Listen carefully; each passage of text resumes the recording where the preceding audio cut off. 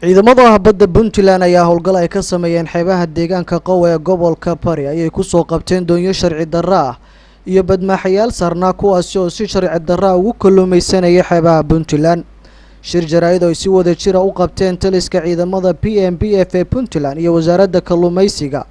ayay uga warbixiyeen howlgalkan lagu soo qabtay doonyaha sharci darrada ah iyo badmaaxayaashii sarnaa. taliyaha ciidamada badda Puntland Admiral Cabdirasaaq Deriye Faarax ayaa ka warbixiyay tirada doonyaha iyo badmaaxayaasha ay soo qabteen iyo waxyaabaha uga qorshaysan ciidamada badda kalluumaysiga sharci darrada ah. fadligiina waxaanu ku guuleysanay shalayto howlgalkaas oo bilaabay 8 ama 2 iyo barka ama 8 saac iyo bar duhurnimo 5 doomood oo ka kalluumaysanayay inta u dhaxaysa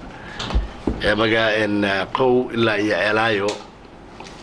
doomahaas oo laga lahaa wadanka Iran kana kalluumaysanaya halkaas sharci darro ah ayaa Ilaahay fadligii shalayto wuxuu nagu guuleeyay ugu dambeyntii saacadu markay ahayd 5 iyo barkii ama 11 iyo barkii in aan gacanta ku soo dhigno 5 doomood oo laga leeyahay wadanka Iran oo ay saaran yihiin crew ama shaqaale dhan 78 Iraniyiin ah iyo 12 nin oo Soomaali ah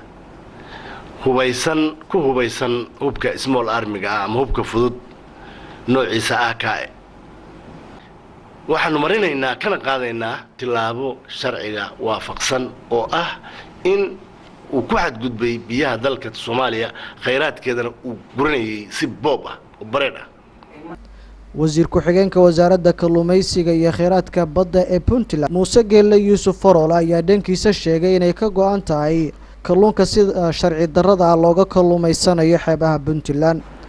dawladda Puntland tallaabada ku habboon bay ka qaadaysaa maadaama ay burcadayeen oo baddii ay soo geliyeen gaadiid aan sharci ahayn.